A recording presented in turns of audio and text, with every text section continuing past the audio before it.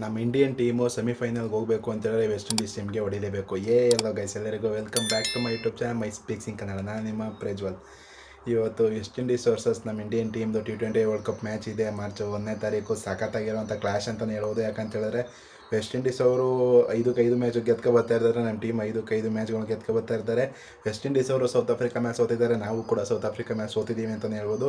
West Indies ಕಡೆ power hitting ಜಾಸ್ತಿ ಇದೆ ಅಂತ ಹೇಳೋದು. ನಮಗೆ ಬೌಲಿಂಗ್ ಸ್ಟ್ರೆಂತು ಅಂತ ಹೇಳೋದು ನಮ್ಮ ಇಂಡಿಯನ್ ಟೀಮ್ಗೆ.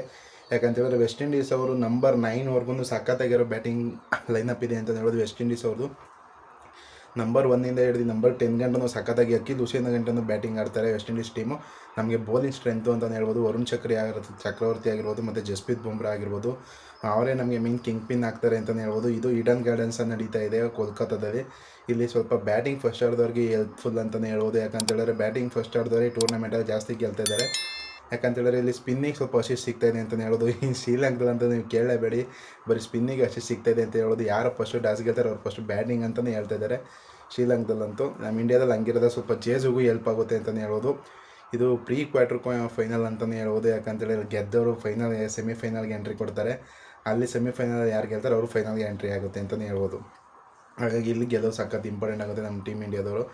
ಎರಡೂ ಕಡೆ ಟೀಮ್ ಕೂಡ ಚೆನ್ನಾಗಿದೆ ಅಂತಲೇ ಹೇಳ್ಬೋದು. ಎಕ್ಸ್ಪೆಷಲಿ ನೀವು ಈ ವೆಸ್ಟ್ ಇಂಡೀಸ್ ಅವ್ರ ಟೀಮ್ ಅಂತೂ ಅಷ್ಟು ಈಸಿಯಾಗಿ ನೀವು ತೊಗೊಳಕ್ಕೆ ಆಗೋದಿಲ್ಲ. ಸಖತ್ತಾಗಿರುವಂಥ ಟೀಮ್ ಇದೆ ವೆಸ್ಟ್ ಇಂಡೀಸ್ ಅವ್ರದ್ದು.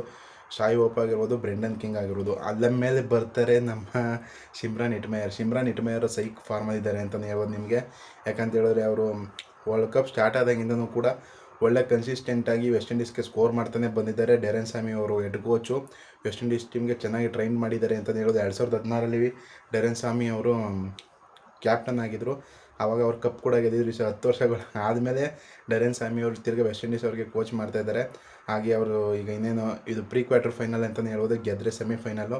ನಮ್ಮ ಇಂಡಿಯಾದವ್ರಿಗೆ ಎಷ್ಟು ಚಾಲೆಂಜಸ್ ಇರುತ್ತೆ, ವೆಸ್ಟ್ ಇಂಡೀಸ್ವ್ರಿಗೂ ಅಷ್ಟೇ ಚಾಲೆಂಜಸ್ ಇರುತ್ತೆ ಅಂತಲೇ ಹೇಳ್ಬೋದು. ಇಲ್ಲಿ ಮೇಯ್ನ್ ನಮಗೆ ಥ್ರೆಟ್ ಯಾರು ಅಂತ ಹೇಳಿದ್ರೆ ಶಿಮ್ರಾನ್ ಹಿಟ್ಮೇಯರು ಮತ್ತು ರೊಮಾರಿಯೋ ಶೆಫರ್ಡ್ ಅಂತಲೇ ಹೇಳ್ಬೋದು. ಯಾಕಂತೇಳಿದ್ರೆ ಶಿಮ್ರಾನ್ ಹಿಟ್ಮೇಯರು ಮಿಡ್ಲ್ ಓವರ್ಸಲ್ಲಿ ಸಖತ್ತಾಗಿ ಡಾಮಿನೇಟ್ ಮಾಡ್ತಾ ಇದ್ದಾರೆ ಅಂತಲೇ ಹೇಳ್ಬೋದು. ಆಲ್ಮೋಸ್ಟ್ 200+ ಸ್ಟ್ರೈಕ್ ರೇಟಲ್ಲಿ ಬ್ಯಾಟಿಂಗ್ ಆಡ್ತಿದ್ದಾರೆ ಶಿಮ್ರಾನ್ ಹಿಟ್ಮೇಯರ್ ಅವರು. ಅದಾದಮೇಲೆ ಸ್ಲೋ ಓವರ್ಸಲ್ಲಿ ಬರ್ತಾರೆ ರೊಮಾರಿಯೋ ಶೆಫರ್ಡ್ ನಮ್ಮ RCB ಇದ್ದಾಗ CSK ಅಗೇನ್ಸ್ಟ್ ಯಾವ ಥರ ಆಡಿದ್ರು ಅಂತ ನಿಮ್ಗೆ ಗೊತ್ತೇ ಇದೆ. Romario Shepherd is a kingpin ಆಗ್ತಾರೆ.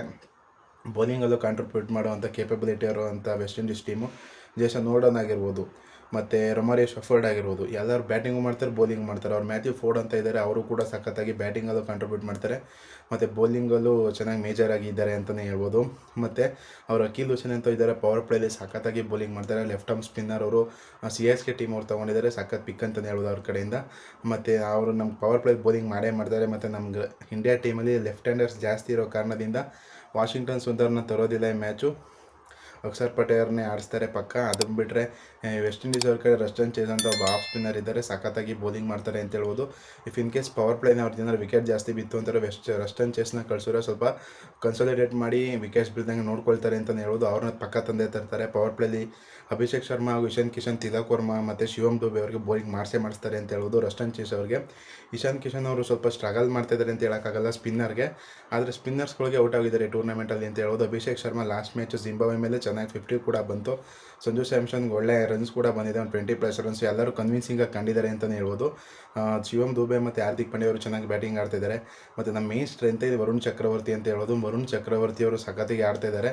ವರುಣ್ ಚಕ್ರವರ್ತಿ ಹಾಗೂ ನಮ್ಮ ಜಸ್ಪ್ರೀತ್ ಬುಮ್ರಾ ಅವರು ಮೇಯ್ನ್ ಫ್ಯಾಕ್ಟರ್ ಆಗ್ತಾರೆ ಇಲ್ಲಿ ಈಡನ್ ಗಾರ್ಡನ್ಸಲ್ಲಿ. ಯಾಕಂತೇಳಿದ್ರೆ ವರುಣ್ ಚಕ್ರವರ್ತಿ ಇಲ್ಲಿ KKR ಟೀಮ್ಗೆ ಆಡೋ ಕಾರಣದಿಂದ KKR ಟೀಮಲ್ಲಿ ತುಂಬ ವರ್ಷಗಳು ಆಡಿದ್ದಾರೆ. ಹಾಗಾಗಿ ವರುಣ್ ಚಕ್ರವರ್ತಿಗೆ ಗ್ರೌಂಡ್ ಬಗ್ಗೆ ಪೂರ್ತಿ ಗೊತ್ತಿರುತ್ತೆ ಅಂತಲೇ ಹೇಳೋದು. ವರುಣ್ ಚಕ್ರವರ್ತಿ ಇಲ್ಲಿ ಸಖತ್ ಇಂಪಾರ್ಟೆಂಟ್ ಆಗುತ್ತಾರೆ ಅಂತ ಹೇಳ್ಬೋದು. ವಿಕೆಟ್ ತೆಗೆಯೋದು ಅವ್ರದ್ದು ಒಂದು ರೆಕಾರ್ಡ್ ಇದೆ ಅಂತಲೇ ಹೇಳ್ಬೋದು. 18 ಮ್ಯಾಚ್ಗಳಲ್ಲಿ ಕನ್ಸಿಕ್ಯೂಟಿವ್ ಆಗಿ ವಿಕೆಟ್ ತಗೊಳ್ತಾನೆ ಬಂದಿದ್ದಾರೆ ವರುಣ್ ಚಕ್ರವರ್ತಿ ಅವರು. ಹಾಗಾಗಿ ಈ ಮ್ಯಾಚಲ್ಲಿ ಸಖತ್ ಇಂಪಾರ್ಟೆಂಟ್ ಆಗ್ತಾರೆ ವರುಣ್ ಚಕ್ರವರ್ತಿ ಅವರು. ಮತ್ತು ಶಿವಮ್ ದುಬೆ ಹಾಗೂ ಅಕ್ಷರ್ ಪಟೇಲ್ ಅವರು ಆಲ್ರೌಂಡರ್ಸ್. ಅವರು ಸಖತ್ತಾಗಿ ಬೌಲಿಂಗ್ ಮಾಡ್ತಾರೆ. ಶಿವಮ್ ದುಬೆ ಸ್ವಲ್ಪ ಬೌಲಿಂಗಲ್ಲಿ ಎಕ್ಸ್ಪೆನ್ಸಿವ್ ಆದರೂ ಪರವಾಗಿಲ್ಲ, ಬ್ಯಾಟಿಂಗಲ್ಲಿ ಮೇಕಪ್ ಮಾಡ್ಕೋತಾರೆ ಅಂತಲೇ ಹೇಳ್ಬೋದು. ಅದನ್ನು ಬಿಟ್ಟರೆ ಟಾಪ್ ಆರ್ಡರ್ ಸ್ವಲ್ಪ ಸಂಜು ಸ್ಯಾಮ್ಸನ್ ಅವರು ಚೆನ್ನಾಗಿ ಆಡಬೇಕಾಗುತ್ತೆ. ವೆಸ್ಟ್ ಇಂಡೀಸ್ ಅವರು ಡೆಪ್ತ್ ಸಖತ್ತಾಗಿದೆ ಗುರು, ಏನು ಹೇಳಿದ್ರು ಅವ್ರದ್ದು. ವೆಸ್ಟ್ ಇಂಡೀಸ್ ಅವರು ಬ್ಯಾಟಿಂಗ್ ಡೆಪ್ತ್ ಅಂತೂ ಅದ್ಭುತವಾಗಿದೆ ಅಂತಲೇ ಹೇಳ್ಬೋದು. ಈ ಮ್ಯಾಚ್ನ ನಮ್ಮ ಇಂಡಿಯಾದವರು ಈಸಿಯಾಗಿ ಗೆಲ್ತಾರೆ ಅಂತ ಅನಿಸ್ತಾ ಇದೆ. ಯಾಕಂತೇಳಿದ್ರೆ ವೆಸ್ಟ್ ಇಂಡೀಸ್ ಅವ್ರು ಕಾಂಪೀಟ್ ಮಾಡುತ್ತೆ ಇಲ್ಲ ಅಂತ ಹೇಳೋದು. ಈ ಮ್ಯಾಚ್ ಹತ್ರಕ್ಕೆ ಹೋದ್ರೂ ಆಶ್ಚರ್ಯ ಆಗೋದಿಲ್ಲ. ಯಾಕಂತೇಳಿದ್ರೆ ನಮ್ಮ ಇಂಡಿಯನ್ ಟೀಮು ಮತ್ತು ವೆಸ್ಟ್ ಇಂಡೀಸ್ ಟೀಮ್ ನೋಡಿದ್ರೆ ಇಬ್ಬರು ಸ್ವಲ್ಪ ಇಂಡಿಯನ್ ಟೀಮ್ ಜಾಸ್ತಿ ಐಯಲ್ಲಿದೆ ಅಂತಲೇ ಹೇಳ್ಬೋದು. ಯಾಕಂತ ಹೇಳಿದ್ರೆ ಬೌಲಿಂಗ್ ನಮ್ಮದು ಸ್ಟ್ರಾಂಗ್ ಆಗಿದೆ.